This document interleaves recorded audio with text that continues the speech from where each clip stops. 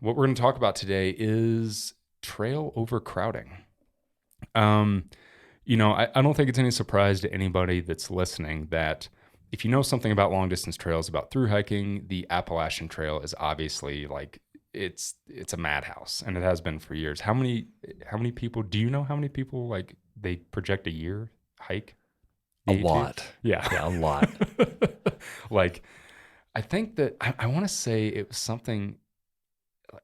I don't want to like guess at crazy numbers, but I think it was like between 5,000 and 8,000, isn't it? Like, I would guess hikers? more. Yeah, I would guess more. Yeah. Really? Yeah, absolutely. Jesus. Yeah, but we should look into that. If we're Yeah. going to be spreading information, Yeah, so don't take our word for it. It's high. I can tell you that. It's a lot. Yeah. I mean, it was a lot back whenever I was on the trail in 2015 and 2016. But I remember the other thing that happened in 2015 was the whole the PCT, that what they called like the wild phenomena, right? You had the PCT where maybe like not even 1,000 people hiked it every year. And then the movie Wild came out, right? And then all of a sudden, like it had some 300% growth over a year, which was insane. But, getting back to Through the Great Southwest, where that's important is one of the things that I asked Matt whenever we were interviewing him. And if you watch the film, you'll see his interview. And I don't think that we put it in the film, but it was something that we were asking a lot of people. And that was, how do you feel about the Arizona Trail gaining in popularity and more and more people coming out to hike it? Because I think at the time, what were the numbers? In 2019, it was so pre-COVID. I think it was probably nearing its peak, right? So we were looking at between 400 and 700 people a year, spread out over 2 seasons, and I think that's also unique. So that was north and south. Yeah. Okay. Mm-hmm. Southbound, northbound for spring and fall. Right. So one of the things that I asked him, I was like, "Well, it's going to happen. Like, what do you think about this trail blowing up and tons of people coming out here?" And I want to say that your reaction was, "Well, I don't think that, I think that it's a little, I think everybody that we interviewed kind of said, well, it's a little bit of a harsher trail and you got to really know what you're doing with water and it's more deserty and it's not as easy access as something like the AT or PCT." And I was like, how do you feel about it growing in popularity and blowing up? Do you remember what you said? Probably like, we welcome all. Yeah. And I don't think we'll ever have the same visitor management issues that trails like Pacific Crest Trail see. Well, I think that was my answer then. Yeah, that was my answer then. I have lots of examples of where I was wrong. And then, so yeah, we dive into that if you want to. Yeah. So I think that, nature provides these incredible healing opportunities. Yeah. And that's something that I want everybody to experience because we're the happiest version of ourselves when we're outdoors. And I think we are inherently more connected to, ourselves, our communities, families, the planet, all of it when we spend time outdoors. And so the fact that these long distance trails exist and provide those opportunities, to me, that's kind of the whole point. Right. To get very selfish with it, I find the greatest connections when I'm alone in nature. Absolutely. As much as I love, partnership and friends and all that, I really connect on a deep level when I'm alone. And that has really defined the Arizona Trail experience for most people is solitude, not just this wilderness concept of opportunities for solitude, but like deep solitude for long periods of time. Yeah. In 2017, when I was out, I was doing some section hiking. I remember, and I think I've told you this before, I think it was a 4 to 5 day stint where I didn't see another person on the trail. Like never saw another person. It was insane. And it was like from, I think like South Rim to like Pine. Wow. So it wasn't, it wasn't like, wow. It wasn't like I was going through the, the superstitions or anything like where you're really isolated. Deep wilderness, it was like out here where it's pretty, common to see some mountain bikers, but I didn't see anybody on the trail. And then, fast forward to 2019, whenever, obviously we shot the film early, like in February, I went out to through hike it. Obviously, I saw a lot of people, but then from there, it just and skyrocketed, right? Yeah. I think that one of the unintended consequences of COVID, and I think one of the beautiful things about it, is that people went outside. Even during full-blown lockdown in Arizona, the governor was still like, hey, go outside, go to parks, go to trails. Right. So although we don't really closely monitor trail use, we do a little bit, both through wildlife cameras and then also trailhead registers, but we saw a 300% increase at all the locations that were being monitored. And in a way, I'm like, that's beautiful, because people are getting outdoors and they're able to connect and stay healthy and, not lose their minds, being locked inside.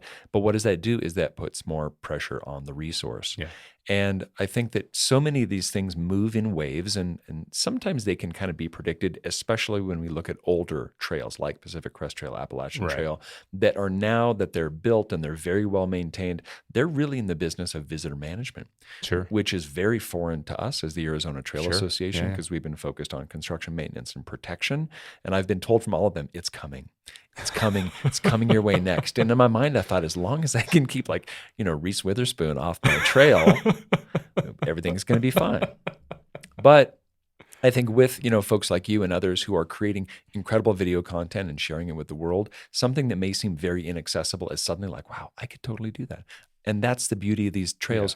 If you and you don't even need shoes. I used to think that if you have a pack and a pair of boots, you could do this. Oh no, there's a lot of people doing it barefoot. Thank you. Yeah. If you have a pack, even without a pack, you can probably swing it. You do some Grandma Gatewood thing and throw it in a bag over your. That would be rad. Yeah, man. Traditional. And I think that's next level through hiking. Yeah, barefoot knapsack. But yeah, I think that we create, protect, maintain these trails for people to have these experiences. As they increase in popularity, those opportunities for solitude will diminish. So what I hope this encourages is for people to start thinking about, what do I want my experience to be? Do I want a long distance party? If that's the case, then start at peak season and you'll be surrounded by people. Because again, very selfishly, I look for those opportunities for solitude. But other people, I realize that's really hard for them. Yeah. And people have been scared and dropped out of the Arizona Trail, not because of negative experiences with wildlife or people. Because of being lonely. Because of being lonely. Oh, yeah, absolutely. And that was probably because they came from the AT, where you come from something that's such a community experience, right? And you're around people, and people lift you up, and it's all part of the community. I've been telling people that for years. It's people are like, well, I heard the AT is not great because there's no views. And it's but that's not what it's about out there. It's about community, and it's about meeting new people, and everybody gets along, and you make friends, and you're reborn into this new world.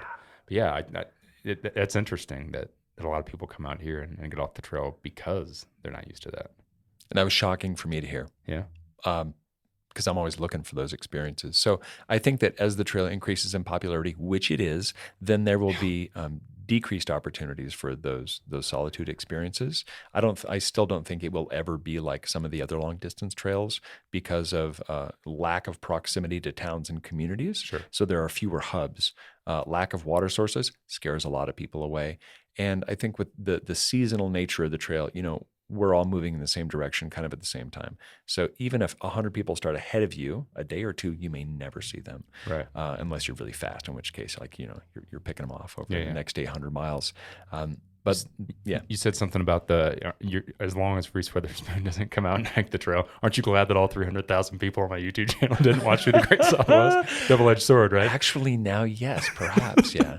It's that, it's something that we within the organization talk about a lot. And we're normally focused on protection, maintenance, construction of new projects to make the trail better, get it off roads, which, how beneficial that is, especially after playing with motos on the Continental Divide Trail. My God, man, that's terrible. And we're really committed to making sure that doesn't happen on the Arizona Trail. But when we do have an opportunity to stop talking about the nuts and the bolts and trail operations and talk about a little bit more philosophy, it's interesting because people have differing views, and it has a lot to do with that party community versus opportunities for solitude. Sure. So trying to find that balance and never really trying to guide the experience. And that is really hard for me to do because I have in my mind what the Arizona Trail is, what the Arizona Trail experience is. And gosh, wouldn't it be nice to share that with people? But I'm like, but do you think that experience is changing? It is. Yeah, it is. From what the idea of it, Dale's idea of it, and then kind of what it's now becoming? Yes, absolutely. So you said in 2019 then, the number was how many people for both seasons? I would guess if you added the seasons together for through hikers or through bikers in either direction, I'd say between 400 and 700. 400 and 700. And then last year, 2021, what were the numbers? Yeah, probably double. So you said no permits. Yeah.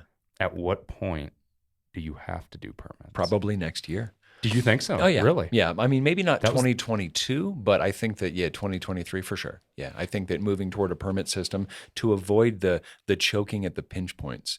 And what I mean by that is that oftentimes, there's wild dispersed camping on like 99% of the Arizona National Scenic Trail. But there are these points you get into where permitting is required, national parks, right? Sure. So the first one that you hit, if you're northbound, would be Saguaro National Park. You hit that 160-ish miles in-ish. And so there's only so many places you can camp within designated spots within that park. And we've always known that that's the pinch point. Right. And in talking with the park, they've always said, it's not a problem. It's not a problem. Oh, all of a sudden it's a problem. All of a sudden it's a problem. It's something we got to jump on. And so I think as soon as you said permit system, a bunch of buttholes snap shut. Exactly. Yep. It's funny, man. Like, especially in, not even just in the long distance hiking community, I think in all outdoors, as soon as you say permit and tell people like you have to have a permit to do this, people get pissed off. Of course. But what people don't understand is like at some point something has got to give. Yeah. Because then you run into a problem like the AT, right? Like they refused to do it for so long and so long and so long. And I remember in 2015,